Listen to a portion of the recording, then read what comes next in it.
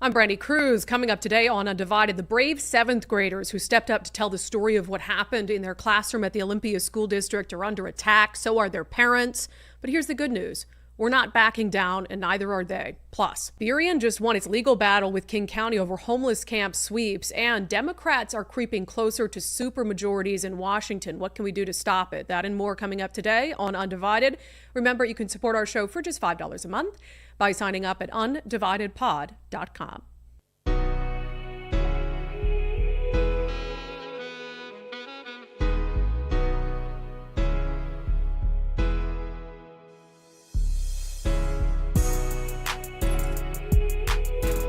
Hello.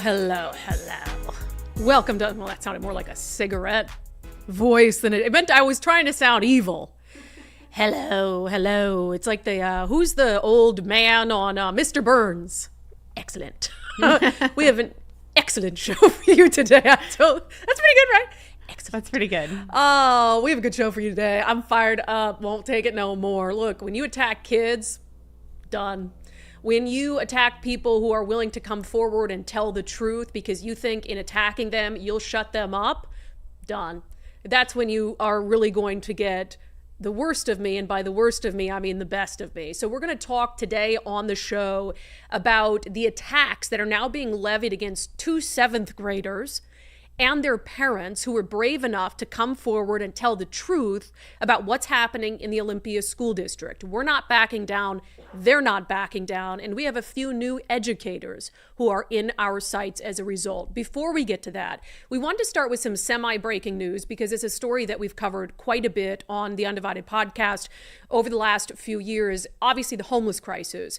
But what's been happening in the city of Burien? So you have the Burien mayor, who's a Democrat, who came forward and said, look, we're not dealing with this anymore. We've got tents everywhere. It's hurting business. It's making our community less safe. We've got people using drugs. We've got people overdosing on drugs in the heart of our town, and we're not going to tolerate it.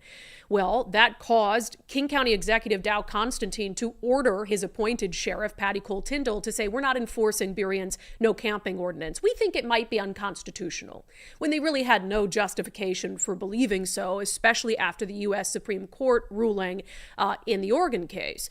So happy to report, in fact, it was our friend Jonathan Cho who broke the news. I'll play a clip of his reporting in a moment.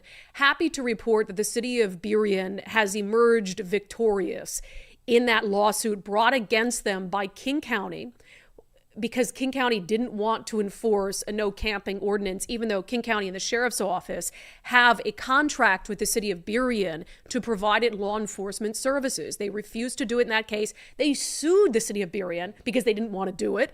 And a judge has tossed that lawsuit out, which of course is not only substantial for the city of Burien, but for other cities in King County and beyond who rely on a county law enforcement agency to enforce things like homeless camping bans. So here is Jonathan Cho's report. He was able to chat with Burien Mayor Kevin Schilling about the judge's ruling. You've been waiting months for this decision. What happened today? Federal U.S. District Court said, your lawsuit, King County, is dismissed. You don't have any standing here. Your preliminary injunction is dismissed. In fact, they specifically said King County thinking they have any jurisdiction over the city of Burien is, their word, nebulous. And so the whole time what King County has done to the city of Burien is waste taxpayer time and money, plain and simple. They've prioritized politics over public safety. And this U.S. District Court ruling, this federal district court ruling, shows that our ordinance is enforceable, should be enforced, and the longer King County waits to enforce it, the more they're in breach of contract. So as of today, this moment, King County is supposed to be enforcing your public camping ordinance. Correct. And they're not.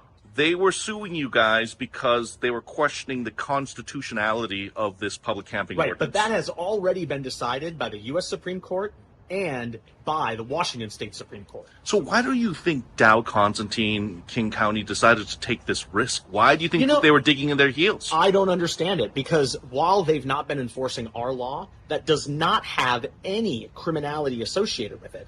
They continue to enforce C-tax law, which has a $1,000 fine and a criminal misdemeanor associated with it. We don't have a fine. We don't have a criminal misdemeanor associated with it. So at this point, I have no clue what the county's issue is with our ordinance. And I have no clue what the sheriff and the King County executive are focused on for us. It is beyond me. It is a waste of time. It is a waste of taxpayer dollars. And it is certainly not doing what is best for the people who are on the streets in need of shelter and services. We have seen a overdose record in the city of Burien that has required our taxpayer-funded fire and medical services and our police department and our service providers to go and help people off the street and into shelter and services. It almost seems like right now Dow Constantine is unfit for office, at least making decisions in this area. It's probably why he's not going to run again. So you countersued King County.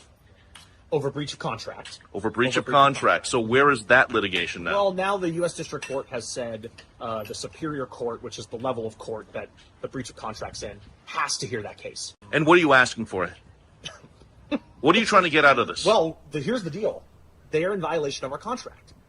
Enforce our law and pay us back for the money that we've spent for our contracted police services that has not been put to use. How much is that approximately? Millions. So you're asking King County now for millions of dollars back. Breach of contract. Hell yeah. Is that not a win to start the day with? And I don't know if there's a mayor I love more than Kevin Schilling. I hate to say love in the same sentence as a politician, but as a Democrat, lifelong Democrat, parents were Democrats, been in the area. I think he's probably more of an independent, but we'll let him slide. Good for him for challenging Dow Constantine, for calling this what it is, and for calling out what happened as purely political. I really think what happened here, first of all, this is the fault of King County voters who voted to vote away their right to vote for a sheriff, voted to vote away their right to vote for a sheriff. And so now you have a political appointee, so someone who's a puppet of Dow Constantine, and Dow Constantine had some beef with Burien, probably doesn't like that Mayor Kevin Schilling is willing to tell the truth, even if it's about his own political party. And so he's puppet master and said, no, we're not going to enforce your camping ordinance. And meanwhile, people died there. People died in downtown Burien in those tents. There were multiple fatal overdoses. The blood is absolutely on the hands of Dow Constantine and the sheriff, who refused to enforce that ordinance, to keep the community safe, to keep the people in those freaking tents safe, first of all. That's not empathetic. It's not safe to be sleeping in tents and squalor, and using drugs, et cetera, et cetera, et cetera. So we'll see what King County does now, but the city of Burien, their lawsuit, as was mentioned there, is still alive, where they're now suing, we want money. You breached the contract that we have with you to provide law enforcement services. You don't, as part of that contract, get to pick and choose which laws ideologically you agree with. And you've made the homeless crisis worse. You've cost us precious time. You've cost precious lives. So absolutely kudos to the city of Burien, to Mayor Kevin Schilling. Look at us starting the show, praising a Democrat. Good for you, sir. I'd feel much better about you if you would endorse Dave Reichert and tell Bob Ferguson to kick rocks, since, he wants to legalize deadly drugs like fentanyl. I think that would actually make the situation much worse in the city of Burien, but I digress. Can't win them all, but you did win this one. Very good way to start the day. All right, let's get into the issue that has me so fired up today. I told Nicole, I said, I'm having way too much fun. And I said, that's allowed. I'm having way too much fun. And then Nicole said, we were playing that Jonathan Cho story. What would people do without Jonathan Cho, without us? Nobody's covering this stuff. Nope. Nobody's deep diving into this stuff. Nope. So, here we are. If people don't pay attention on social media to this stuff, I don't know how they stay up on any topics. Well, they don't, and then they vote for Democrats because that's just what they've always done. Exactly. And they don't have the information to understand that what's happening in the state is a result of Democratic rule. Let's talk about education. We've got a few stories and follow-ups to our documentary, Operation Indoctrination. We debuted it Tuesday evening. There's been quite a bit of response to it, and it's only going to get better. Libs of TikTok shared it. Moms for Liberty shared it. So all the people who are dead set on trying to expose what's happening in our public education system are now paying attention. It, of course, told the story of 4 students, 2 current, 2 former, in their own words about what happened in classrooms in the Olympia School District, focusing specifically on really a 6-year reign of terror, I would say, from a teacher in the Olympia School District named Karina Champion. And one of the reasons we focus so intently on Karina Champion is because there is this long documented history of her pushing very clearly her political and social agenda on students, and then never being checked by the school district. Really, there not being any desire to look at her as an educator and say, hey, either you correct your behavior or we're done. And that's because this isn't just about a couple rogue teachers. We wouldn't have done an entire documentary about a couple rogue teachers. This is about a pervasive issue within a school district and the tolerance of it from the top to the bottom on the school board, and their belief that it is their duty as educators to push their own personal beliefs on kids starting at a very young age. So in this documentary, it focused on, again, two current, two former students. The two current students that we talked to are twins. They're now in the 7th grade. They're taking some homeschool classes, and they're taking some classes still at the Olympia Regional Learning Academy, which is part of the Olympia School District. And one of these twins, a girl named Peyton, is the one who recorded Karina Champion going on a political tirade about Ronald Reagan's a homophobe, Trayvon Martin and white supremacy and racist laws in Florida. Here's a clip of Reese and Peyton from Operation Indoctrination. Why is this in a science class? I mean, this seems very off topic. It's just important for everyone to know that this is crazy, that this has happened. And no matter what side of politics it is, if it's ranting about Ronald Reagan being a homophobe, or ranting about Trayvon Martin and Black Lives Matter, or if it's ranting about MAGA and Trump should win the election, neither side of politics belong in school, nor does religion, nor does anything that is personal beliefs. A teacher should not be forcing personal agenda onto students, no matter what it is. And it is so important that we try and stop this because it's out of hand. Yeah. Wisdom coming from a 7th grader. Kind of sad that we need to have 7th graders and former students sit down and expose these things because adults don't realize that it's inappropriate in a classroom where you're supposed to be talking about science and a lesson on bugs and insects to turn it into a rant about Ronald Reagan being a homophobe and being responsible for the deaths of a bunch of people from HIV/AIDS, and Trayvon Martin, which she lied about so many aspects of the case, being the victim of white supremacy and Florida's racist and all this stuff. Shocking that a 7th grader realizes that, who was a 6th grader at the time, and the teachers and the people who are part of the Olympia School District pushing this agenda don't realize it. So anyway, we spoke with Jake, the mom of those two kids. She's been on our show before. She came on our show when we first played the recording that her daughter Peyton had taken. And that recording took on sort of a life of its own. It's been viewed millions of times on social media, and it kind of led to eventually the Peyton and her brother Reese being willing to sit down with us for Operation Indoctrination. So after the documentary came out, no surprise, there has been, I think, some concerns from the family, from their mom, about what the ramifications would be. So we asked her to come on today to talk to us about it. Jake, thank you for being here. Thanks for having me, Brandi. So let's talk first about your kids and where they're at. So obviously you homeschooled them for most of their younger years, sent them to Orla just for Olympia School District, just for a couple classes that were kind of like, that's out of my depth, math and science. Given this, are they still there, or what's the plan? Right now we have gone back. It's really hard as a homeschool parent to recreate band and choir and drama and theater. I could have a 2-man band, but that's about all I would have. And so we've always used our tax dollars in the district to still, be able to access those things.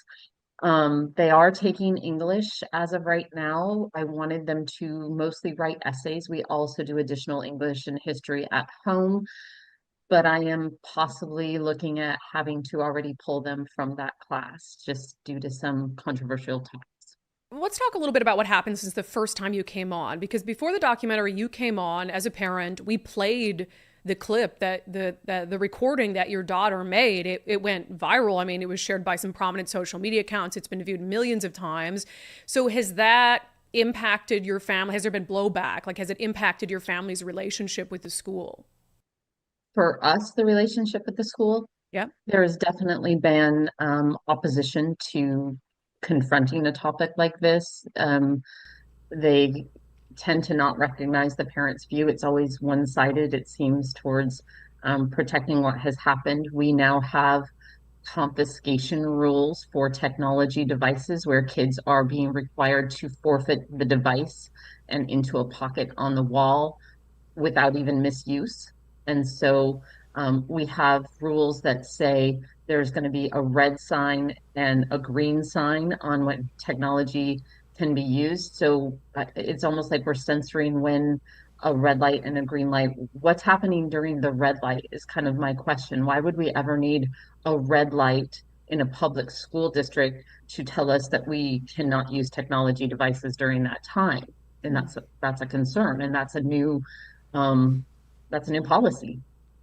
Yeah, I know that the superintendent of public instruction, Kruse, put down a directive to the districts, all the districts in the state, saying, they should seek to limit cell phone use in classes, but also for Orla, this new, more strict policy around cell phones happened after this video recording was circulated. What do you think the cause of it was? Do you think it was your daughter?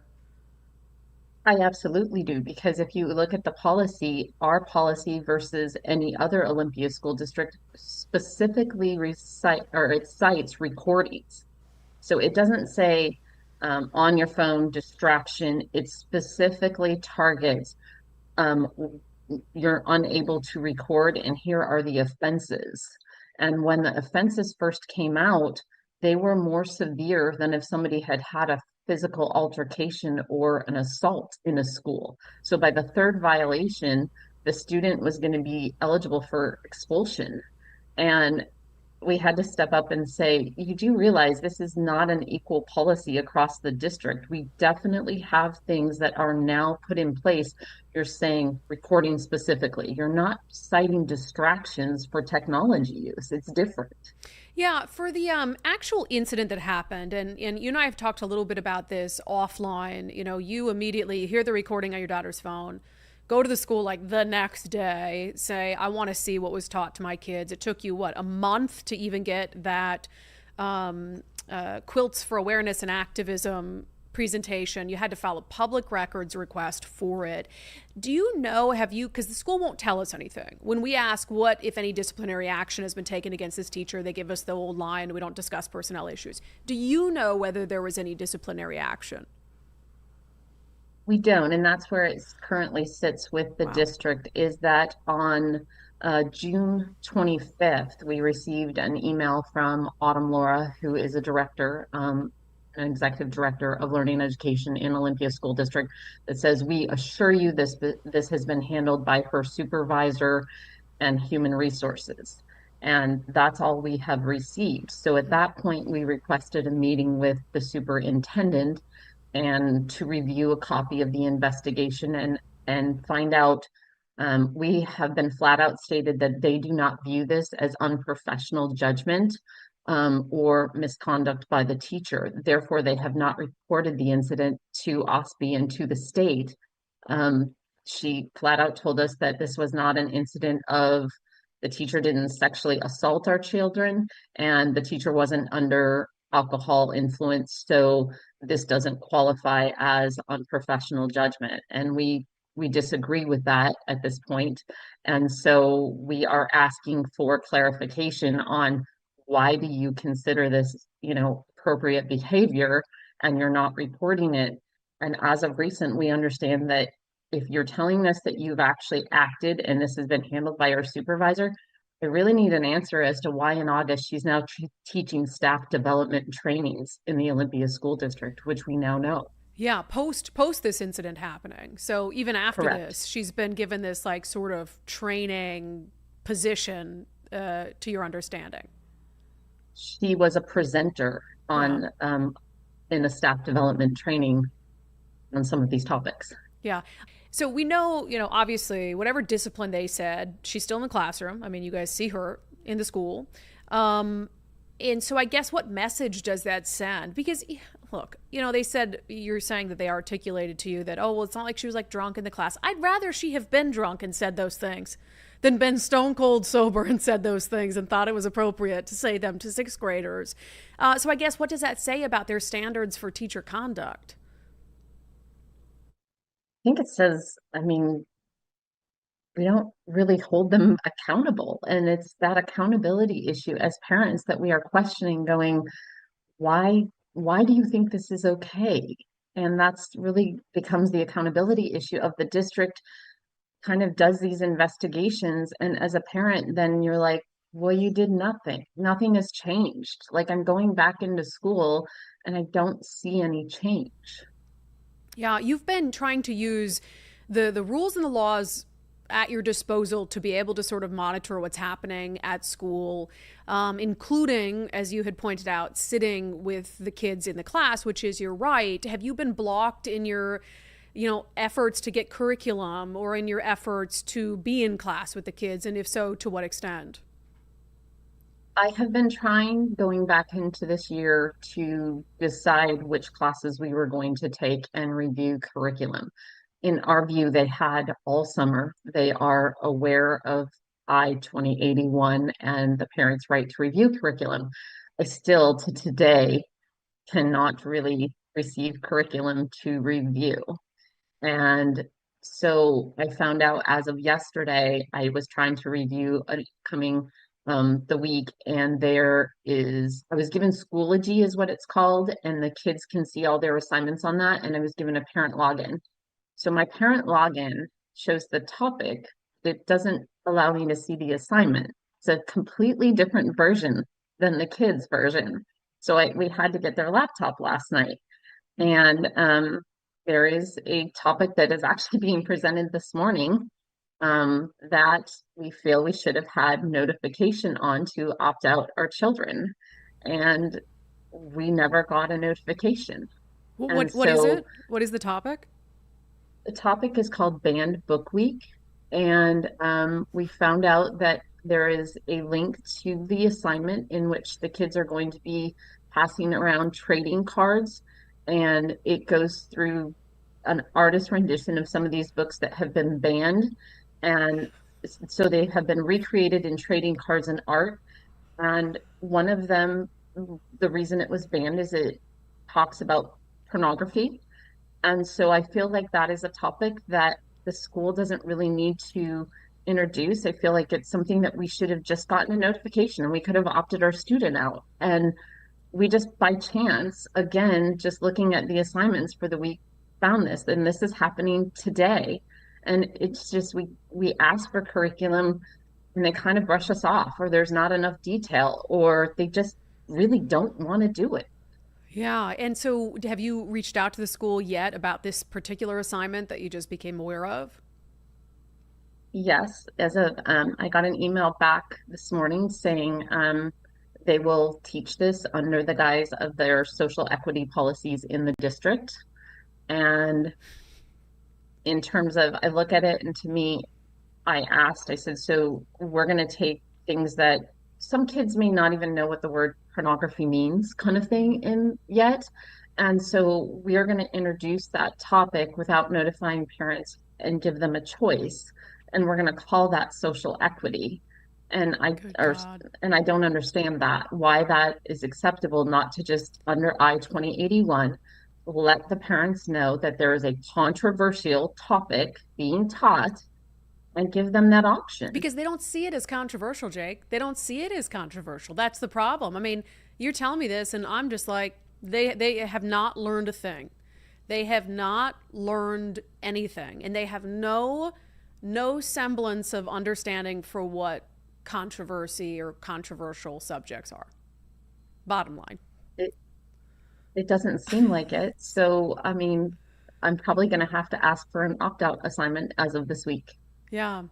Yeah. And I find all this, fascinating, just the stuff being pushed on kids. And these are still young kids. I mean, your kids are in 7th grade now, and wanting to sit in on classes, you had to get a criminal background check.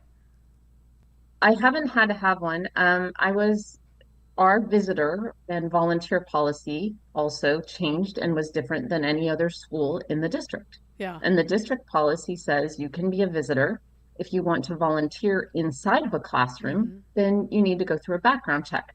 I was followed into the school on the second day and singled out at the visitor station and told that I would have to get a background check just to sit with my own child in the lobby or in the welcome center.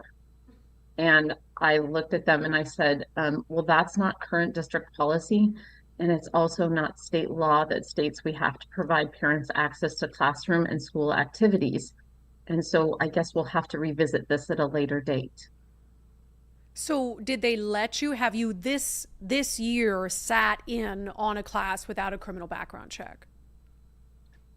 I only entered a classroom on the very first day just to observe. There were parents all over the school that day on the very first day, walking kids to class. A lot of homeschool kids maybe have never gone into a class in the public district forum before. They're kids with tears, this or that. There were people that didn't even have a visitor's badge name on. I had a visitor's badge on. Both my husband and I were both asked to leave. We separated. One went with one twin, one went with the other. And in a certain classroom, we were both asked to leave the classroom. I was allowed to stay in the first classroom, but the second classroom, then I was also asked to leave. I have not chosen to go into a classroom after that first day. I just was then even told to sit with my own child, that I would have to have a background check.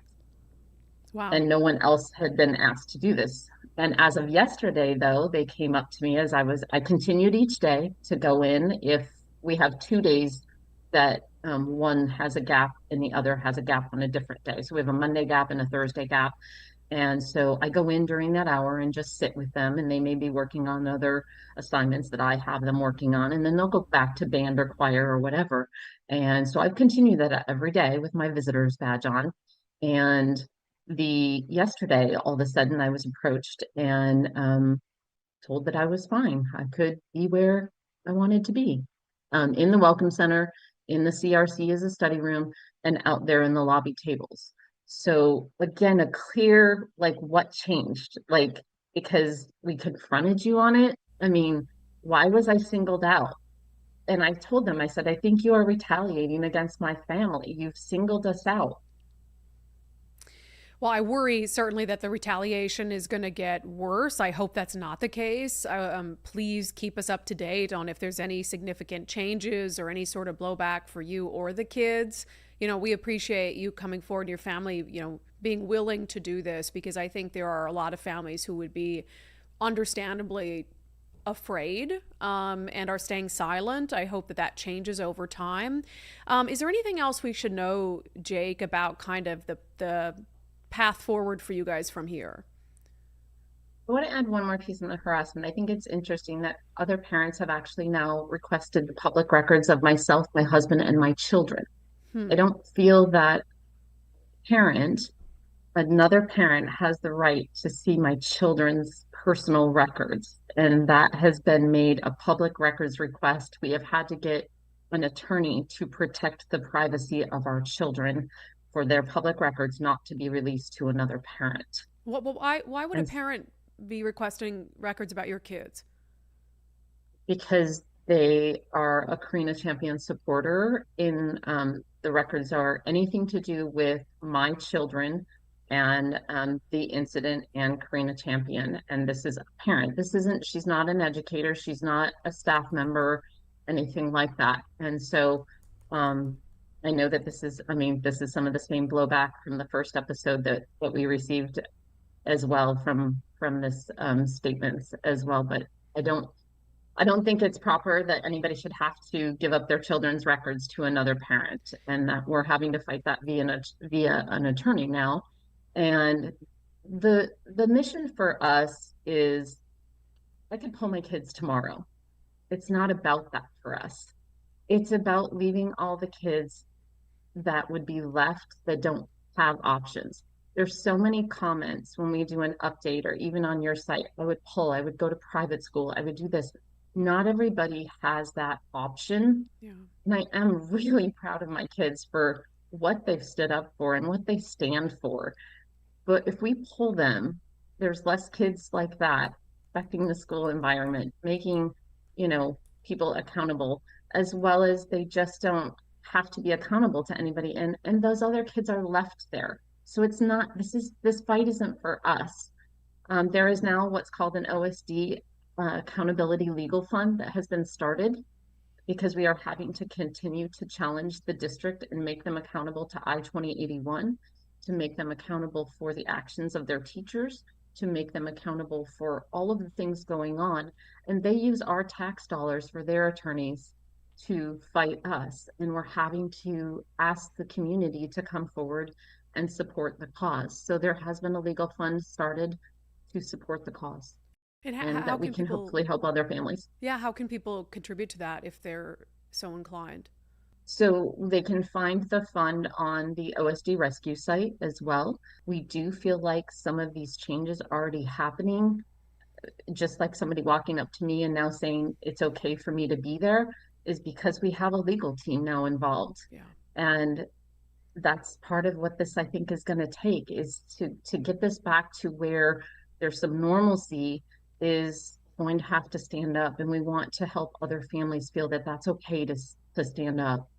Yeah. Well, Jake, I applaud you. I applaud your parenting. Your kids are awesome. I kind of want to kidnap them. I won't. But, if you just want to pawn them off on someone, Nicole and I'll let them hang out with us because they were just exceptional kids. So be in touch. We'll share that link to that fund with folks. And again, just thank you for what you're doing. I have one that wants to be your intern. Oh, so, good. Down the line, you might get her. Oh, okay. All right. We don't pay much for interns. Haven't discussed that yet. However, I'll take her because she had the most eloquent line in the entire documentary about just needing to fix this and keeping politics out of classrooms. And I thought, here's a 7th grader saying these things. And it's like, we can't even get adults to understand what she's saying. It's just really wild. So, Jake, thanks so much.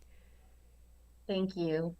Again, that's Jake, the mom of the twin 7th graders who are featured in Operation Indoctrination. A couple things there. So we recorded that interview. A lot has happened since then. I want to cover some of it today. This is going to be a long show. I told you, buckle up. We have a lot to get to today. So a few things. In a moment, we're going to talk about some of the unhinged social media posts from a local vice principal and from the head of the PTA at Orla in the Olympia School District about Jake, about those kids. And no one gets off the hook today. No one gets off the hook today. So we're going to talk about that. But first, she mentioned these banned book cards. So here she is, a parent who's already been on the news, talking about this recording her children took. This is now 2 months ago, we first featured her talking about this recording her daughter took of Karina Champion going on an unhinged political and social rant. So the school already gets all this negative attention about, hey, what is going on there? And then they're back to school in September, 7th grade now. She finds out this week, the day of a lesson, where they're going to have this lesson where they're given trading cards that each feature a banned book. And as you heard in that interview, and I was just beside myself, they've learned nothing, right? But also, if they're banned books, maybe there's a reason they're banned, so why would you then highlight them and talk about them anyway and use these trading cards? So we asked Jake for the information she got on these trading cards, which she asked the school for. And there were a few of them that were like, okay, this isn't a big deal. We see a couple of them. We're like, it's Where the Wild Things Are, Great Gatsby, Moby Dick, The Giving Tree, that had been banned for a variety of reasons, like because they involved witchcraft or prohibition. Moby Dick was banned once because it was considered sacrilegious. The Giving Tree was considered sexist. I don't have a problem with those. So I'm thinking, okay, that's fine. Banned books, books that were banned for stupid reasons. Yeah, kids can read these books, no big deal. Oh, those weren't the only banned books trading cards. Let's get into what we know this school really wanted the kids to see. Let's see, banned book trading cards. How about this one? Gender queer. Ah, yes. Man, wonder why that was banned. It was banned because it was labeled the most banned book in the country by the New York Times. Challenges the Wake County Public Library for profanity and pornographic images in the book. So it was banned because it has pornographic images and profanity, called Gender Queer. So you ban it, and then it's oh, well, let's hand out trading cards to kids. The other one, banned book trading card, Two Boys Kissing by David Lethian. Well, I can tell why a teacher would want to talk about that in the Olympia School District, because they're all about gender ideology and LGBTQ issues. Okay, so maybe this book is banned and we can't use it to teach, but let's hand out trading cards so we can inform kids about two boys kissing. Let's keep going. The Bluest Eye by Toni Morrison says, since publication, it has consistently appeared on the American Library Association's list of the most challenged books. Reasons cited are sexually explicit material, graphic descriptions and language, and a socialist communist agenda. It's like, okay, yeah, I can see why that's probably banned. Why are you talking about it? Here's the other one. The Hate You Give by Angie Thomas. It says reason for banning, and I think this is the front and the back, right, of the playing cards, right? So on one side of the playing cards given to kids, it's got a picture of the banned book. The back side says the name and the reason it was banned. It says, in 2017, after school officials in Katy, Texas pulled the book from shelves for pervasive vulgarity and racially insensitive language, a teen in the district collected 4,000 signatures on a petition to bring it back. Students are now required to get parental permission to check it out. It says it's a graphic commentary on incarceration, border crossings, racism, the thin blue line of civil unrest, and gun violence. It literally says on the back of this card, it has a statement from the artist.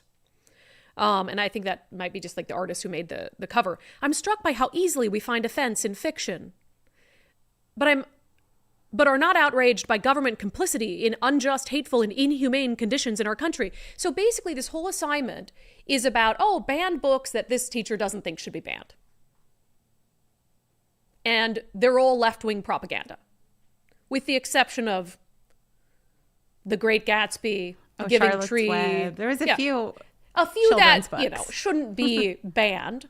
So it's like, those are fine. If that's all they had talked about, I might not have an issue with it. But clearly, the rest of them were books pushing left-wing ideology, completely inappropriate topics, sexually explicit, hating on Republican policies or whatever it is. And this teacher might not be able to teach those books, but she's going to teach a lesson about those books being banned and how they shouldn't be banned at all. And Jake found out about this lesson only because she happened to look, not because they were given I-2081, the parental rights initiative that had overwhelming support from right, left, and center, that the legislature signed into law on a bipartisan basis, requires that for controversial issues, parents have to get ample notice. Jake wasn't given ample notice about this. And now she has to be the parent to go in there and to be like, hey, we've talked about this stuff before. Here you are again, pushing controversial topics on my kids. Even though you've been shamed in the news, apparently that's not enough. You should have given me notice about this. I don't want my kids in the class for this lesson. So the Olympia School District has learned nothing. They've learned nothing. And meanwhile, there is this online left-wing ideologue hate brewing up against Jake and against those kids. We're going to talk about it next in our segment, Unbelievable.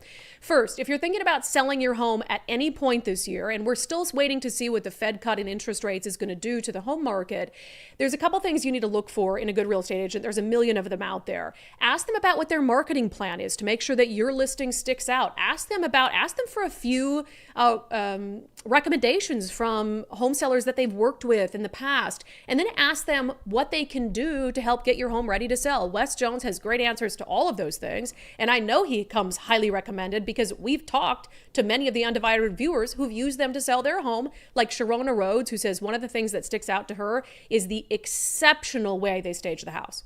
So now it's, okay, the house is empty and you're seeing all the things that you've never really noticed. Like, oh my goodness, there's a broken baseboard over there. Mm-hmm. Oh my goodness, that looks terrible. And he's like, calm down, staging will take care of it. Just don't worry about it. They came in and they staged everything. And my 17-year-old daughter just graduated high school. So we went in to look at the house after the stage, and she said, Mom, I would buy this house. You've always hated our house. She said, this house is aesthetic. I love this house. Like, okay, 17-year-old child.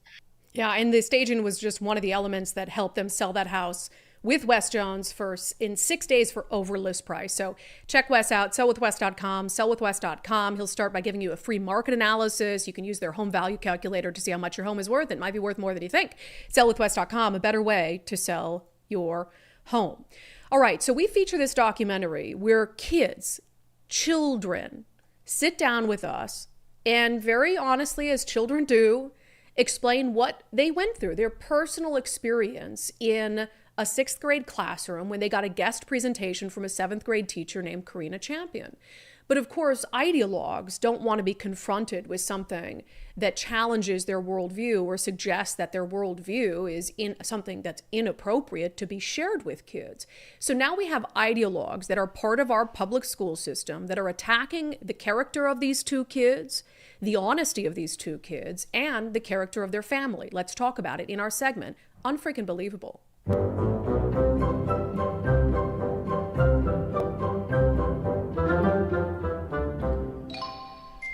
All right, so there were some Facebook posts. So first of all, one thing you have to know about what happens in the Olympia School District and all this political activism and ideology, a lot of it's driven by a left-wing faction in Olympia. That's the same left-wing faction that protests the police, for instance, that's out there protesting Israel and the pro-Palestine. So similar in Seattle, you've got this left-wing faction and they're vicious. Let me tell you, because I've personally experienced it. They're vicious. They're vicious in Seattle, they're vicious in Olympia, and it's how they keep people quiet, like you and I. It's how they keep parents quiet and keep parents from speaking out about some of the things happening in schools because they think, I don't want to be subjected to the hate and vitriol and the ganging up that often occurs from this far left group. When we went to Lacey, remember, we were having an initiative signing for parental rights at a coffee shop in Lacey. And it was just about, hey, parents should have control over what's happening with their kids and education. Nothing controversial.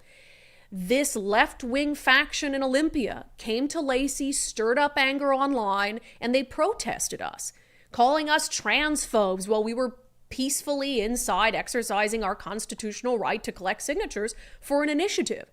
So it's the same people who do these things, and they rely on people being too scared or too worried about the ramifications of speaking out.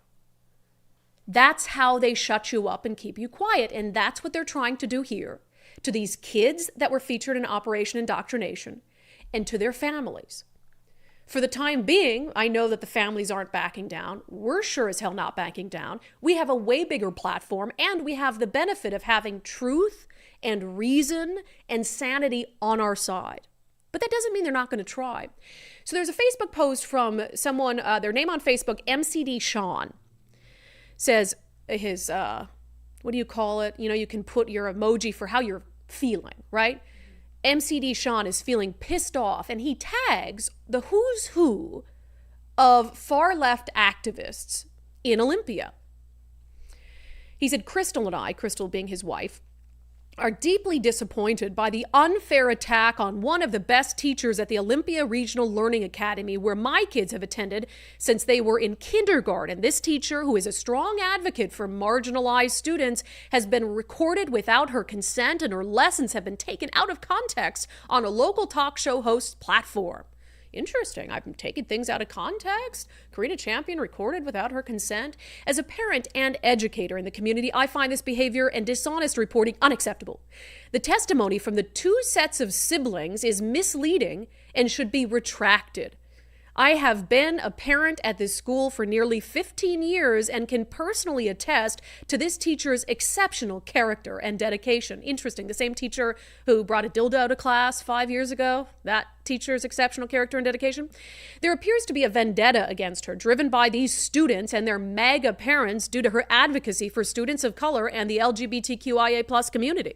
Recording a teacher without consent is not only unethical, but also a violation of her rights. Interesting. Never mind what she said being unethical.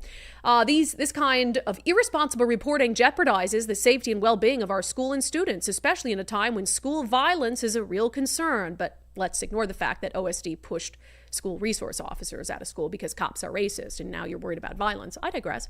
The claims against this teacher are unfounded and the entire situation is both bullying and shameful. Never mind that Karina Champion is accused of calling a 7th grader a transphobe, the other one a homophobe, and encouraging the bullying of non-LGBTQ plus students. Again, I digress. We need to stand together as a community in support of our teachers and the values they represent. Okay, so just right, some random dude on social media hates our documentary. No big deal, right? Except he's not a random dude. He's a vice principal at Comanche Middle School in Lacey, Sean McDonald. So he's not a random dude on Facebook. He's an educator. He is a vice principal for a middle school, the same age of kids that we're talking about and that he's attacking in his post, the character of, the credibility of, suggesting they're only doing this because of their MAGA parents and that what they're saying isn't true and it can't be trusted. Yeah, he's a vice principal at a middle school. God, I would hate to be a parent that sends their kids to Comanche Middle School to understand that he'll never believe a kid if a kid speaks up about something happening in their classroom.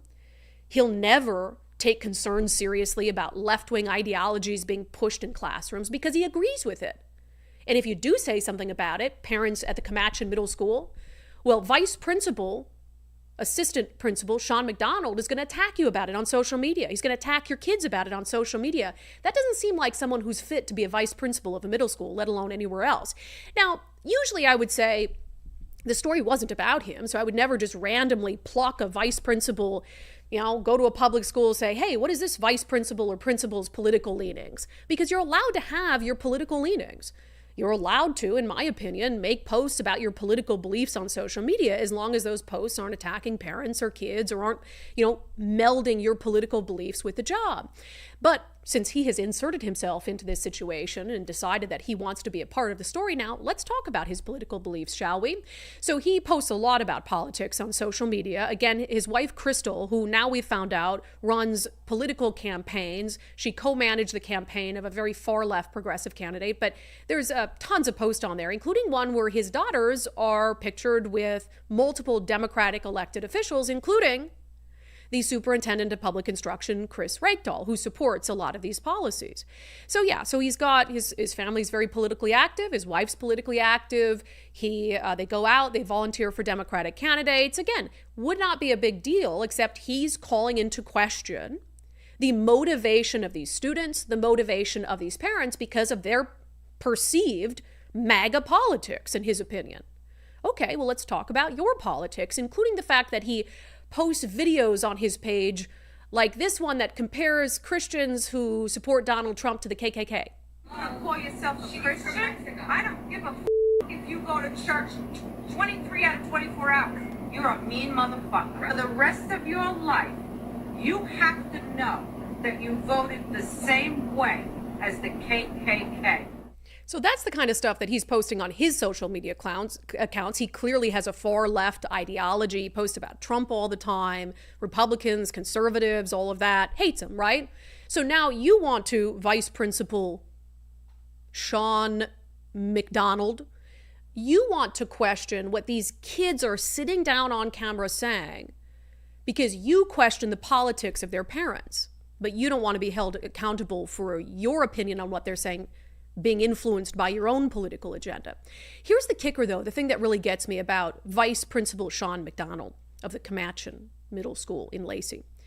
His key argument against what we present in Operation Indoctrination seems to be the way in which 7th grader Peyton got this recording of Karina Champion that is at the center of the story. Remember, this all started with Peyton deciding that something Karina Champion was saying was so unhinged, she simply had to record it. And the recording is probably about 5 minutes long. We've aired it in the show before in its entirety, but here's Vice Principal Sean McDonald's argument. This testimony is misleading and should be retracted immediately. As a parent at this school for 20 years, I can attest that this teacher is exceptional and a wonderful person. There's a known vendetta against her among some students. Recording a teacher without consent is illegal and could lead to legal consequences for Brandi, Kruse, and the students involved. Yeah, clearly you know nothing about the law. but that's a small part of this. Additionally, such reporting jeopardizes schools unnecessarily. This teacher is talented and dedicated, and the claims made are both unfounded and shameful. And he continues to reiterate that the way that this recording was taken was illegal. How can you say the claims are unfounded or misleading when the entire basis of the interviews that these twin 7th graders gave were about a recording? What is unfounded? Is it the part of the recording where Karina Champion is very clearly ranting about Ronald Reagan being a homophobe? Because this disease was primarily affecting gay people and he was homophobic, he chose to stop any funding to go towards trying to solve this disease, and people were dying in huge numbers because of his homophobia. Please tell us what we're taking out of context about that. The presentation, remember, she was supposed to be giving was about a bug quilt. She talks about it at the very end of the recording. How the 6th graders would go on their 7th grade year and they'd get to work on a bug quilt, where the quilt would be, different squares of insects and plants, because she's a science teacher, right? But instead she came in and she put up on the screen a presentation called Quilts for Awareness and Activism, and started ranting about Ronald Reagan being a homophobe. And Reese, again, a 6th grader at the time, thought it was so weird that she reached into her backpack, pulled out her phone in a public school with a public school teacher paid for with our tax money, and recorded her saying it. And so when he says this is taken out of context, what's taken out of context? We've released the whole recording. Is the part where she rants about Trayvon Martin and spreads a bunch of falsehoods about the case and about white supremacy taken out of context? Does anybody know who Trayvon Martin is? No? Okay. So Trayvon Martin was a kid who was a little bit older than you. He was 13 years old. He went to go walk to the corner store and got some Skittles and an iced tea for his brother. And on his way home, a white supremacist was following him in his truck and yelling at him, and then got out and killed him. And the person who killed him did not go to jail, was not charged because of a racist law that's currently in Florida that allows people to kill someone else if they are scared. And how this law is generally applied is by white supremacists who say they were scared just by the presence of a black or brown person. What was out of context about that? There's very few things that could be more in context than a complete recording of what Karina Champion said. Again, I'm not going to replay the entire clip. It's fairly long. We've played it on the show several times and featured most of it in the documentary. So I don't think you're really mad about the documentary. I think you're mad she got caught, Vice Principal Sean McDonald. I think you're mad that your ideology and her ideology are under attack. And I think you're mad that people are starting to speak up and say, no, it's okay. It's not okay, Vice Principal Sean McDonald of Comanche Middle School in Lacey. No, it's not okay for you to push your political beliefs on our children. No, it's not okay when a teacher who you say is one of the best out there and cares a lot, when she comes into a classroom to give a guest presentation that's supposed to be about science and bugs and plants, no, it's not okay for her to launch into a tirade about Ronald Reagan being a homophobe and about white supremacy and Florida laws that protect white people who feel unsafe around black people. So what you're mad about is that we're using our platform to call out the utter insanity of that. And his attacks didn't just stop at questioning the credibility of the kids, who again are just sharing their thoughts on a recording that exists of what a teacher actually said.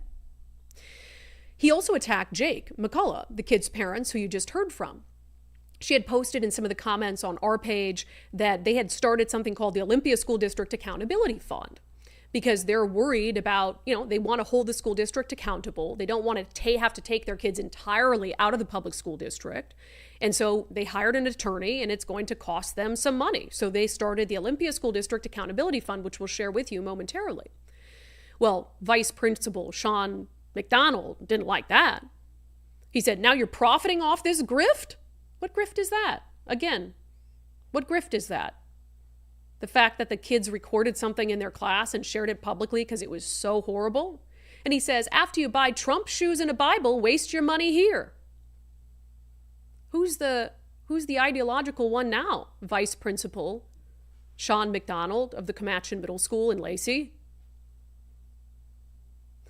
Now, clearly he has an agenda. He wants to question the agenda of 7th graders. Interesting. But can't question his agenda, which is very obvious, comparing Christians who support Trump to the KKK, ranting against all sorts of conservative issues, being out there pushing for progressive borderline socialist candidates like his wife does and helping their campaigns, none of which would have been relevant had he not personally attacked 2 7th graders and their parents. And it gets worse. I do think that actually everything he said, look, unhinged. I don't think he should be a vice principal around middle school students when he's online questioning the sincerity and truthfulness of middle school students for literally just sharing a recording of something their teacher did. Seems odd. We've reached out to the school district he works for and to him personally for comment. Here's the one that bothers me more. A post from a woman named Christine Clements, where she said this. Actually, the parents are very worried for the twins and the unhinged behavior of their mother. The community has tried to help heal, and it seems the family has no intention to. And then she gets into this concern that you'd have to do a background check to go to school with your kid. Everyone has always had to do a background check to volunteer or be in the building for any length of time. What does Jake have to hide that she refuses to do a background check?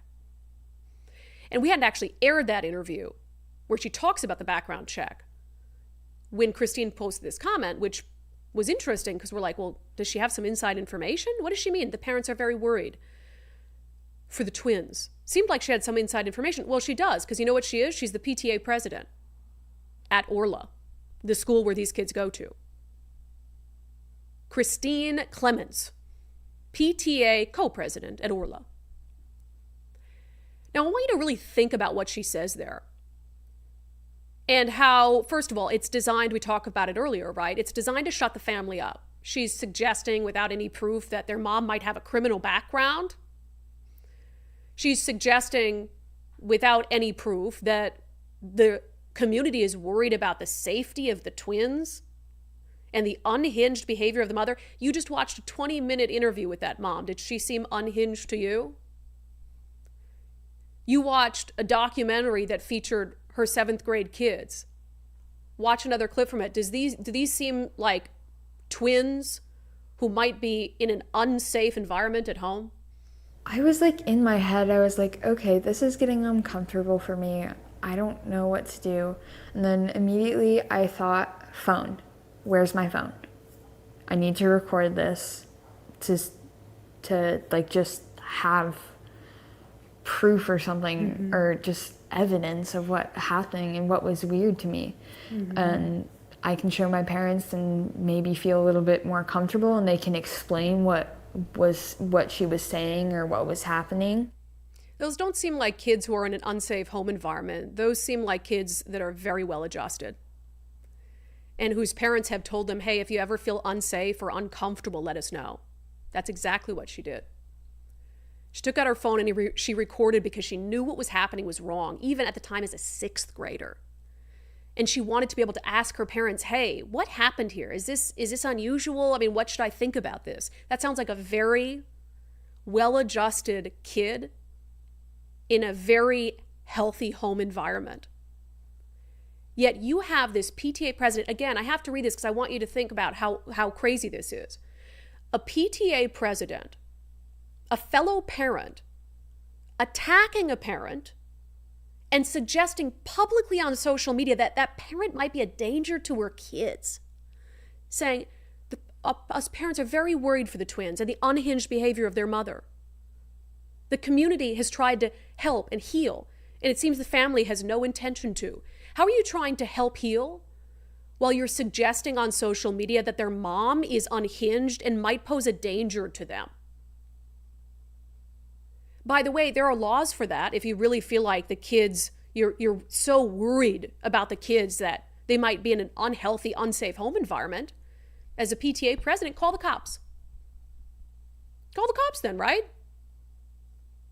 And you're a PTA president in an environment and a system where there are policies meant to protect kids by keeping secrets from their parents. Like if a kid comes to school and identifies as a different gender, you're not going to tell the parents because all the parents might be a risk. Parents might It might do something if they find out the kid thinks they're a boy. So you're all about secrecy. Unless you're trying to put a parent on blast with unfounded claims to scare them into silence, then it's not about secrecy. It's about public shaming and public lies. The documentary we did was based on documentation, documented audio, documented reports of misconduct that was bolstered by the stories of kids that were all very consistent with the behavior that has been documented of this particular teacher. We had not one student, not two students, not three students, 4 students. And we had a teacher with a documented history of pushing political and social views on kids going back to at least 2019 when she brought a sex toy to class. But yeah, we shouldn't believe her. She's the victim here. The kids have an agenda. Their parents have an agenda. The parents are the ones. Can you pull up, Nicole, that picture of the vice principal? The first one. Yeah, look at that picture. Yeah, it's the parents that have an agenda. As you're decked out with your trans pride flags at the Capitol talking about all the political events that you go to and how Christians who vote for Trump are similar to the KKK, etc. Yeah, it's the parents that have an agenda. Because what every parent in the world wants is to put themselves out there and put their kids out there for no reason in the world to just spread lies and create problems for them. What motivation in the world would Jake have to do that? Not to mention the long documented track record that Alicia Perkins has shared about all these things in the Olympia School District. What reason in the world would you have for a parent to agree to have your kids sit down and put themselves under immense scrutiny for no reason, just to make stuff up? We know they're not making it up because there's a recording that shows they're not making it up. So again, to Vice Principal Sean McDonald of Comatchen Middle School in Lacey, and to Christine Clemens, the co-president of the Orla PTA, shame on you. What I would have liked to see are educators involved in and around the Olympia School District watch that documentary and have an ounce of self-awareness to say, hey, what these kids are saying is pretty bad. We work with kids. Maybe we should start from a position of believing them. When they say that there's things happening in their class that are making them uncomfortable. When their teacher, Karina Champion, in a class with boys and girls tells the boys, if you get a boner, just rub it out. Where Karina Champion, multiple students say she would just freely talk about her period and her flow outside the context of a sex ed environment. Where she called 7th graders transphobes and homophobes in front of other kids and encouraged bullying of non-LGBTQ students. Where there's smoke, there's fire. So instead of defending her as an excellent educator and dismissing these kids and their parents must be MAGA extremists, I would have loved for you to have an ounce of integrity and self-reflection and said, you know what? Test scores are not great. Enrollment is down. Maybe we need to start taking this seriously, and maybe we need to check our politics at the door. But of course, they can't do that because they have no self-awareness, and they believe that what they are doing is righteous, and that pushing their political, personal beliefs on these kids is the right thing to do in order to prepare these kids for adulthood. So shame on you. And for anyone else who would wish to scare, bully this family and any other family that speaks up, because we have another family ready to go for Monday's show, just know that we're not backing down. I don't think they're going to back down. And we're not going to fall for the same tricks that you have used over and over to shut reasonable people up. We're not shutting up anymore. Now, I do want to note, because of the attacks that these kids are under, their families are under, because of these families repeatedly coming forward to speak out and urge the school to follow the law in 2081, the law that 500,000 Washingtonians signed as an initiative, that they have had to hire a lawyer. So there is a GoFundMe page. If you go on GoFundMe, it's called Olympia School District Accountability Fund. So if you would like to help this family and help other Olympia School District families who are ready to stand up and fight back, this is a really good way to do that. Nicole, hi. Hello. Any response from Vice Principal Sean McDonald or the other principal at that school? No response. Interesting. Don't expect one. I really don't either. Mess with the bull, you get the horns. Well deserved. Well deserved and well executed. So for me? Are you telling me he was well executed? Yes. Thank you, Nicole. Yes. Wow, I love compliments. Appreciate that. We have a long show today. I'm just going to be honest. We have a lot to get to. We'll probably have a 2-hour show today. We have anything else going on? I got to be on Ari Hoffman's show. So as long as we don't butt up to Ari Hoffman's show.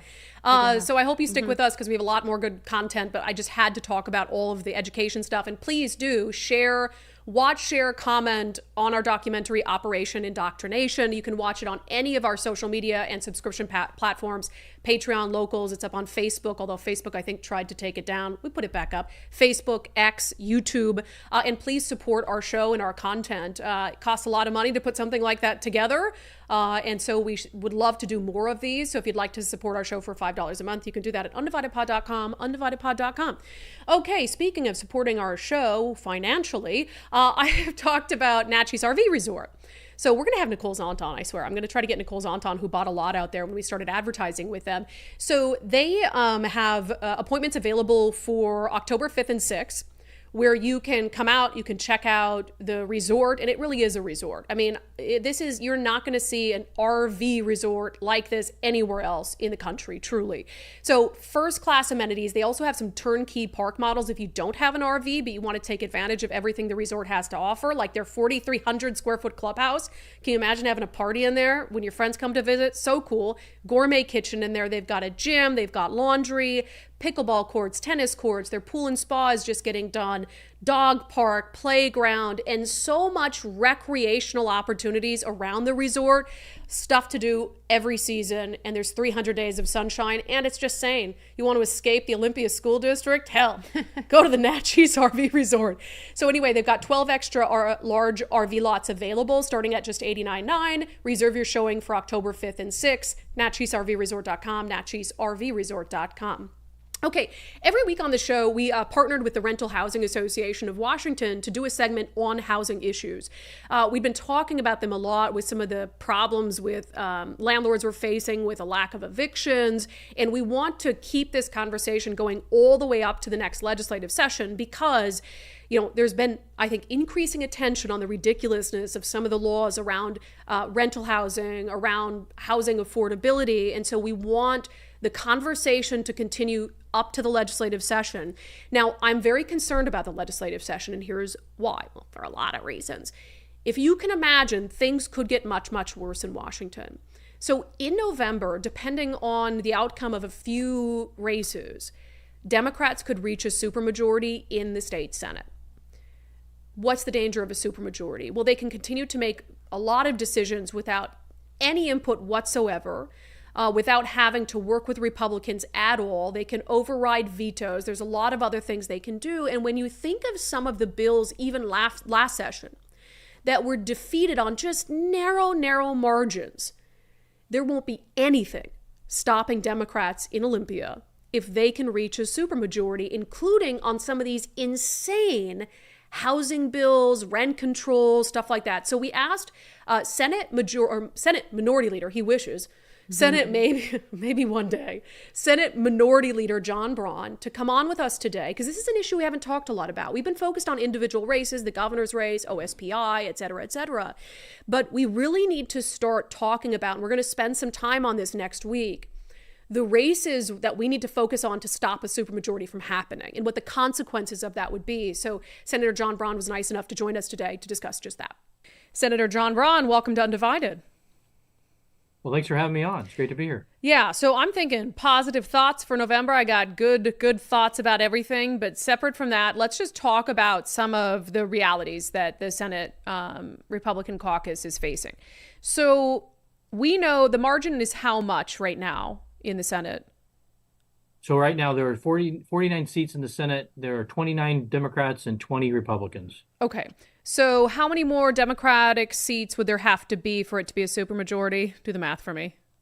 So there's two different supermajorities: a 60% supermajority, which is what allow them to do bonding for the capital budget, for the transportation budget. They would only need one more seat. One more seat would be 30, and they would have 60% supermajority. For a constitutional supermajority, it's 2/3. They need 33 seats. They need 4 seats picked up to have a, where they can put a constitutional amendment on the ballot for the people to vote on. Gotcha. Okay. Both of those are bad, though, obviously. So for November, is there a realistic possibility that Democrats could reach one of those two for the next session? Oh, absolutely. I mean, it'd be, thanks to the redistricting order from Judge Lasnik last spring, they have really put us in a real defend position. We have 4 very tight races, the defends, where we hold the seat and we have to defend the seat either with the incumbent or, in a couple cases, the incumbent retired and we're defending with a different candidate. If they pick up any one of those, they have a supermajority they can write bonds. They don't need to include Republicans in the capital budget process or in the transportation budget process. That's absolutely real. And it's not, and they have the ability, to win 4 seats, and then they could put a new constitutional amendments before the people for a vote. Now, I will say, and I don't want to sound too negative, we're not sitting by. We have great candidates in all 4 of those races. They are running spectacular campaigns. They are, raising money. More importantly, they're out there knocking on doors, talking to people. So I feel like these are ours to win, and we're very much focused on going and winning them. But the risks are high for the state of Washington. Yeah. So, and that gives them, so it's a 2/3 to override a veto, right? That's right. Yeah, not that, if there's a Democratic governor, not that I'm worried about a Democratic governor vetoing anything that a Democratic majority does. But let's talk about a few of the policies that were really stopped on a razor thin basis, even last legislative session, because there's a few that worry me if they're able to reach these majorities. And of course, the House is a different beast, but rent control. What's the likelihood they bring that back up this session, especially if they've strengthened their majorities? Oh, I think the likelihood is 100%. I mean, whatever they have, as long as they have a majority, they're going to bring that forward. Whether we can hold that or not is the question. I mean, and let's be clear, this is a real problem. I mean, we have an issue with rent in our state. Rent control is 100% not the right solution. And virtually every economist in the world would tell you it's a bad solution. But they aren't, for the party that believes in science and data, they don't believe in science and data when it comes to rent control. They want the easy solution that won't work rather than a real solution. They'll create more homes and therefore more homes at affordable prices in our state. Yeah, and I don't even think, I guess it's not fair maybe for me to characterize it just as a Republican-Democrat supermajority issue, because they don't need a supermajority to pass these things. That has to do with how bulletproof it might be. But there were 2 Democrats that helped stop a couple policies, but rent control is one of them. State Senator Mark Mullet, State Senator Kevin VandeWeghe, and moderate Democrats, and they're now gone. So who they're replaced with matters, right? How fearful are you about just the absence of those 2 Democrats who were willing to stop some of these policies? Well, it's certainly going to have a big impact. Not having Mark Mullet and Kevin VandeWeghe returning in the 2025 session is a big deal, especially in particular, I'd call out Mark Mullet, who's been a champion for regular people trying to make their way in the state of Washington and for common sense solutions.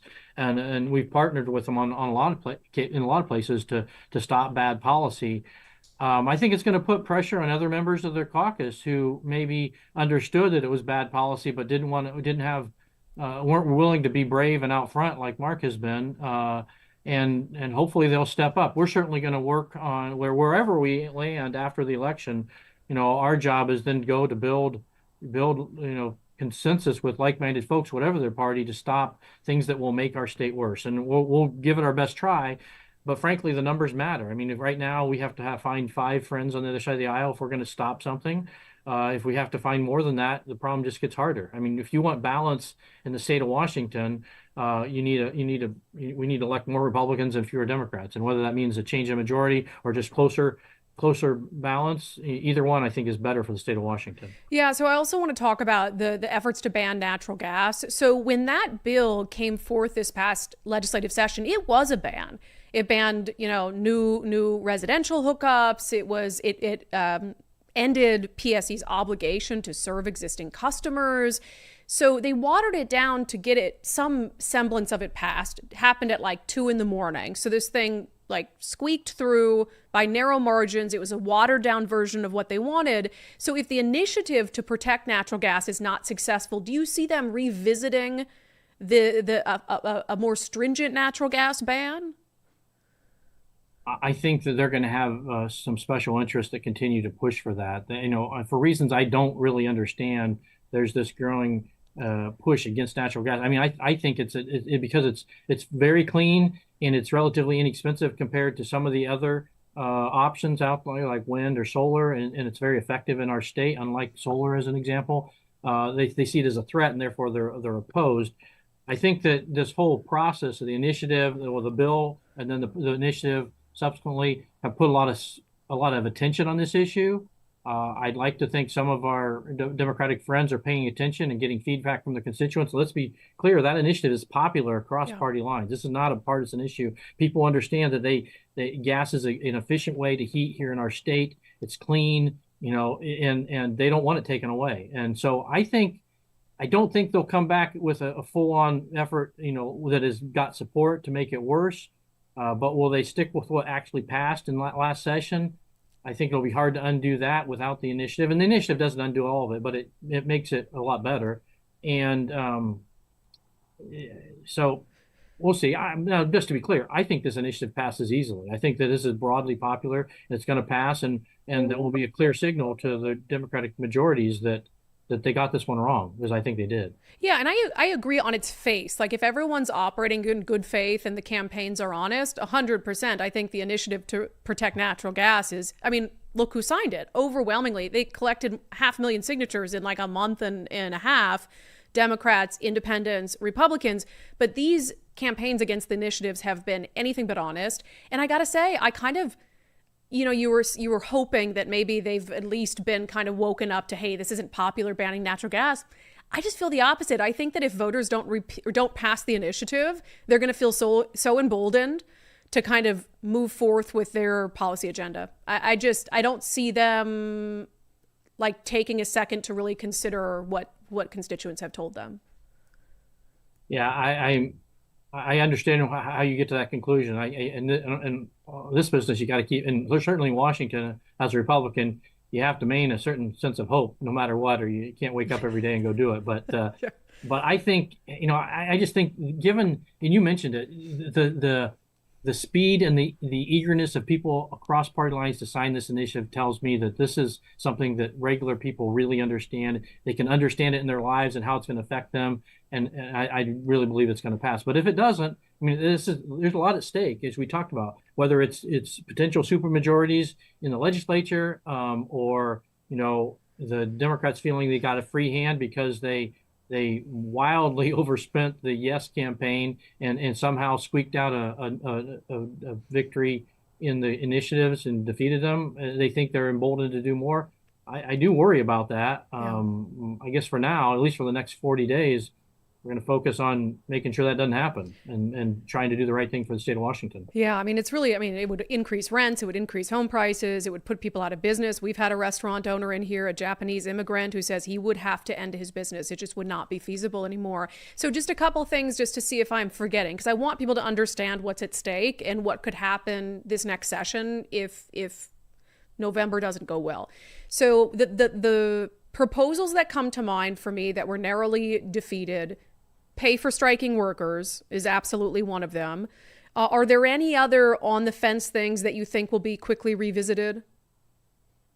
I think you're talking about rent control, unemployment for striking workers. Yep. Absolutely. A couple tax initiatives, the current prohibition or limit on growth and property tax at 1%, 100% going to come back and work on that. The real estate excise tax increase is going to come back. There's a whole probably a dozen public safety bills that we were able to kill in the Senate this last session that would have made, easier on convicted criminals and harder on law-abiding citizens. Those are going to be back. These are all things we're going to continue to face if the public doesn't stand up and say, no, we demand more balance, more reasonable output from Olympia in the future, and elect a better balance of Democrats and Republicans. Senator John Braun, you got a difficult job, man, but we appreciate you taking time to give us the rundown. Well, thanks for having me on. Always a pleasure to be here. All right, and that segment is brought to you in partnership with our friends at the Rental Housing Association of Washington. They also have been fighting to try to make sure some of these insane housing policies don't make it across the finish line, and that is going to depend on what the division of power is in Olympia after this election. And so next week, we're going to be talking about some key races where, frankly, I don't care who the Republican is, that we need it to stay red, because if it doesn't, you're getting to supermajority territory, and that would be an absolute disaster. We absolutely cannot allow it.